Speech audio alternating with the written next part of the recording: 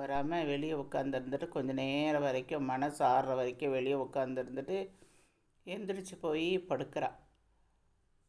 மரிக்குழந்து குடும்பத்தை பற்றி சொல்லணுன்னா, அவங்க அப்பா பேர் மாணிக்கம். அம்மா அப்பாவுக்கு ஒரே பையன். ரொம்ப நாள் பின்னாடி தான் அவங்க அம்மா அப்பாவுக்கு 4 பொட்ட பிள்ளைங்க பிறக்கிறாங்க. அதில் கடைசி பிள்ளை கொஞ்சம் ஊனம். இவங்க ஒரு ஏழ்மையான குடும்பம். சொந்த வீடு இருக்குது, கொஞ்சம் விவசாய பூமியும் இருக்குது இவங்களுக்கு.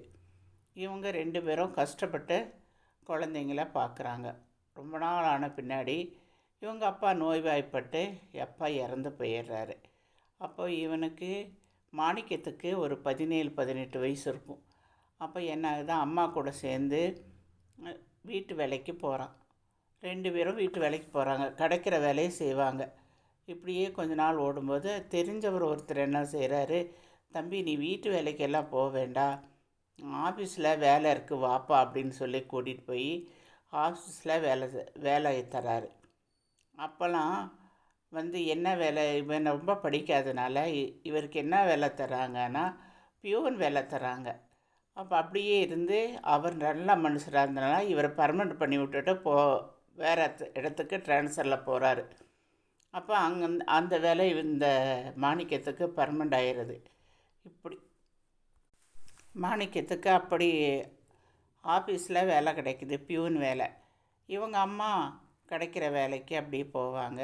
யாராவது சாப்பாடாக்க ஏதாவது விசேஷத்துக்கு கூப்பிட்டாங்கன்னா எடுபடி வேலைக்கு போவாங்க, அவங்களுக்கு உதவிகரமாக இருப்பாங்க. அந்த மாதிரி கிடைக்கிற வேலைக்கு போவாங்க. இவங்களுக்கு டெய்லர் வேலையும் தெரியும்.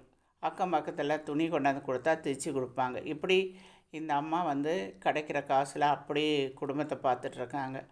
இந்த மாணிக்கம் ஆஃபீஸில் போய் சேர்ந்த உடனே இவர் என்ன பண்ணுவார், இந்த தோட்டத்து வேலையெல்லாம் பார்த்துக்குவார். லீவ் இருக்கும்போது தோட்டத்தில் காய்கறி போடுறது, தோட்டத்து வேலை பார்க்குறது, விவசாயம் பண்ணுறது, அதில் கிடைக்கிற காய்கறி வீட்டுக்கும் கொடுத்துக்குவாப்புல, கடையிலையும் கொண்டு போய் விற்றுட்டு வந்துடுவாப்புல. இப்படி இவங்க 2 பேரும் கிடைக்கிற காசை வச்சு அப்படியே அந்த குடும்பத்தை பார்த்துட்டு வராங்க. இந்த அம்மா ஒரு இடத்துக்கு கல்யாண சாப்பாடு ஆக்கிற ஒரு இடத்துக்கு போகும்போது அங்கே ஒரு அம்மா, புதுசாக ஒரு அம்மா, அவங்களும் அங்கே வர்றாங்க. அவங்க இவங்க 2 பேர்த்துக்கும் ரொம்ப சிநேகிதமாகுது. அடிக்கடி இவங்க பல இடத்துல மீட் பண்ணுறாங்க.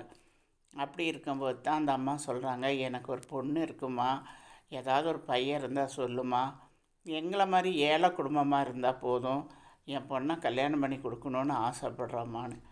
அப்போ இந்த அம்மா அந்த பொண்ணை போய் பார்க்குறாங்க. அந்த பொண்ணு ரொம்ப அழகாகவும் அமைதியாகவும் நல்ல குணமாக இருக்குது. அப்போ இந்த அம்மா சொல்கிறாங்க, நான் இன்னும் 2 நாளைக்கு கழித்து பொண்ணை கூட்டிகிட்டு வரேம்மா, நான் ஒரு இடத்துக்கு வேலைக்கு போகிறேன், நீங்களும் அங்கே வாங்க, என் பொண்ணை கூட்டிகிட்டு வரேன் பாருங்கன்னு. சரின்னு இந்த அம்மாவும் போகிறாங்க, அவங்களும் வேலைக்கு வராங்க. அந்த இடத்துல இந்த பொண்ணை பார்க்குறாங்க. இந்த பொண்ணு பேர் வனஜா.